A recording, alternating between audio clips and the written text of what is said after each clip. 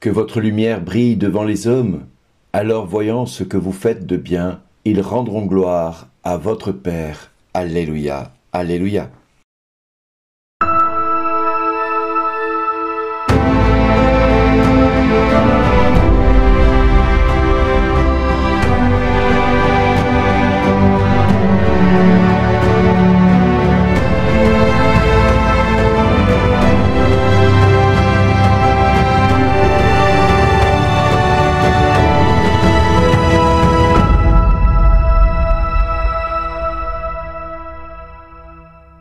Aujourd'hui, le message vous est adressé par Bernard Dille. Bonjour les amis, vous êtes le sel de la terre, vous êtes la lumière du monde. On n'allume pas une lampe pour la mettre sous le boisseau, on la met sur le lampadaire et elle brille pour tous ceux qui sont dans la maison.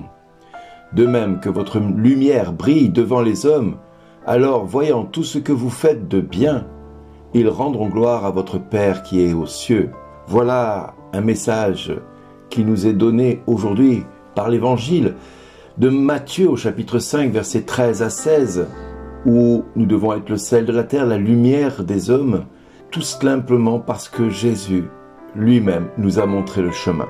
Alors nous sommes aujourd'hui tournés vers ce texte, mais nous n'oublions pas bien évidemment Barnabé qui fut un compagnon de Saul de Tarse, c'est-à-dire Paul, et avec Saul de Tarse, ils se mirent à enseigner l'église d'Antioche. Et c'est là que la première communauté, que les disciples reçurent le nom de chrétiens. Alors oui, l'église Antioche était composée de prophètes et d'hommes chargés d'enseigner la parole de Dieu. Barnabé, Siméon, appelé le Noir, Lucius de Cyrène, Manaën, compagnon d'enfance d'Hérode le tétrarque, et Saul de Tarse, qui deviendra Paul.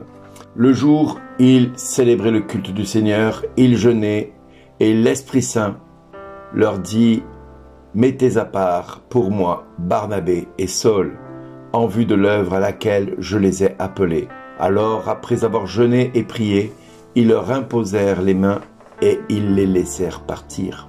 Voilà ce que l'Église est capable de faire quand elle se laisse conduire par l'Esprit Saint.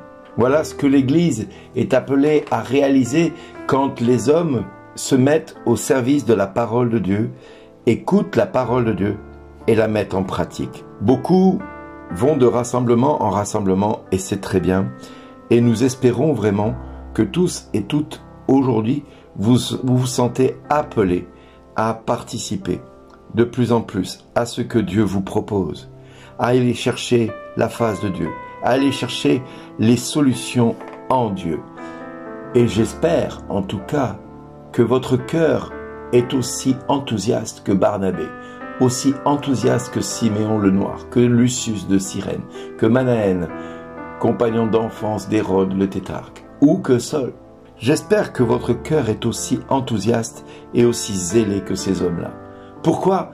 Parce que notre vie est appelée à être comme eux, à être à leur exemple des témoins au milieu de ce monde de ténèbres. Chacun de nous sommes appelés à être des lumières dans ce monde. Alors nous devons demander au Seigneur que son visage s'illumine sur nous, qu'il fasse briller sa lumière afin d'éclairer en nous sa justice, afin d'éclairer également en nous tout ce qui s'oppose à sa gloire pour que nous puissions en être libérés et délivrés.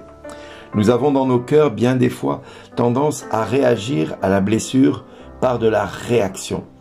Et la réaction n'est jamais inspirée par le Saint-Esprit. Quand quelqu'un vous blesse, nous avons tendance souvent à répondre tout de suite pour se justifier, pour se défendre. Or, c'est Dieu qui doit avoir pitié de notre détresse, qui doit écouter notre souffrance et qui doit être notre défenseur. Notre réaction, pour nous, doit être une réaction conduite par l'Esprit de Dieu. L'Esprit qui nous conduit à rechercher la face de Dieu et à rechercher, comme fils de la lumière, d'être lumière nous-mêmes. Nous sommes appelés à quitter l'amour du néant, de l'égoïsme, de l'individualisme, de cette course effrénée que beaucoup ont aujourd'hui dans le mensonge, dans l'idolâtrie, dans le péché, l'adultère. Oui, beaucoup tombent dans le péché, beaucoup tombent dans les méandres que l'ennemi ne cesse de leur semer sous les pas. Alors le Seigneur entend notre cri quand nous crions vers lui. Il entend ce cri et il nous dit de ne pas trembler. Il nous invite également à ne pas pécher, de réfléchir dans le secret, de faire silence, d'écouter notre Dieu. Alors aujourd'hui encore, je vais vous inviter à vous mettre en présence de Dieu et de laisser le Seigneur vous écarter de ce monde de ténèbres pour vous amener à son admirable lumière. Nous allons demander à notre Dieu, le Père, d'avoir compassion de notre nature faible et pécheresse. Et pour cette raison, je prie maintenant le Père. Oui, Papa, je te remercie de m'avoir déjà exaucé. Papa, je te remercie de m'exaucer non pas pour moi, parce que je sais toujours que tu m'exauces quand je te prie. Papa, je te remercie parce que tout ce que je te demande, tu me l'accordes, non pas pour que je croie en toi, mais pour que le monde sache que tu m'as envoyé. Oui, Papa, je suis ton serviteur, le fils de ta servante. Je te remercie, Papa, de faire de moi ce témoin du Christ, là où tu me mets. Alors, Papa, je te prie pour tous mes frères et sœurs ici présents, dans ce live, dans ces 7 minutes, pour Jésus, qu'à l'écoute de ces paroles, qu'à l'écoute de cet évangile, qu'à l'écoute de ta parole, Papa, que ton Fils nous a remis, nous puissions aujourd'hui témoigner, envers et contre tous, de l'amour que tu nous as manifesté, de la guérison que tu es venu nous donner, de la délivrance que tu nous promets.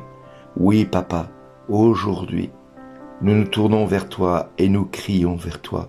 Nous espérons en toi et nous attendons, Papa, dans le nom de Jésus, que toutes tes paroles, que toutes tes promesses se réalisent.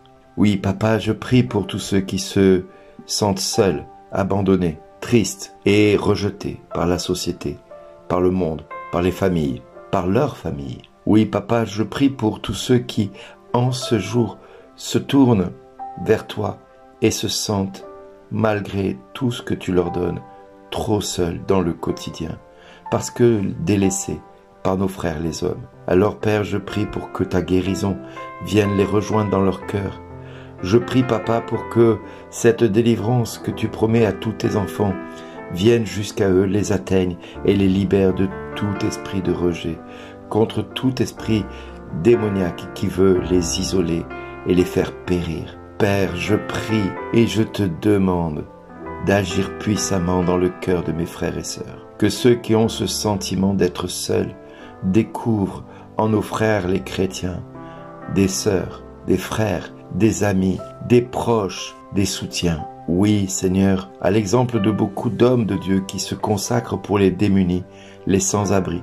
Nous-mêmes, nous avons peut-être ouvert notre maison pour quelques personnes qui parfois ont besoin de toi. Alors, Seigneur, tous ceux qui sont venus jusqu'à nous, tous ceux qui viendront encore jusqu'à nous, nous te les présentons, nous te les donnons, nous te les remettons entre tes mains. Que la lumière que tu as mise dans nos vies brille dans leur vie à leur tour, et qu'à leur tour, ils deviennent des lumières pour ceux qui sont autour d'eux. Oui, Père, dans le nom de Jésus, viens manifester ta présence dans ce monde de ténèbres, en venant rejoindre tous ceux qui souffrent, tous ceux qui se sentent seuls, tous ceux qui se sentent abandonnés. Et merci, merci Papa, de venir te rendre présent dans notre vie et de nous montrer de quel amour nous sommes aimés de toi. Je te prie pour tous mes frères et sœurs, ce matin, qu'ils découvrent qu'ils sont précieux à ton cœur, qu'ils ont du prix à tes yeux et que tu les aimes. Amen. Vous êtes chers à mon cœur. Je vous aime et je vous dis à chacun et à chacune de vous, merci d'exister.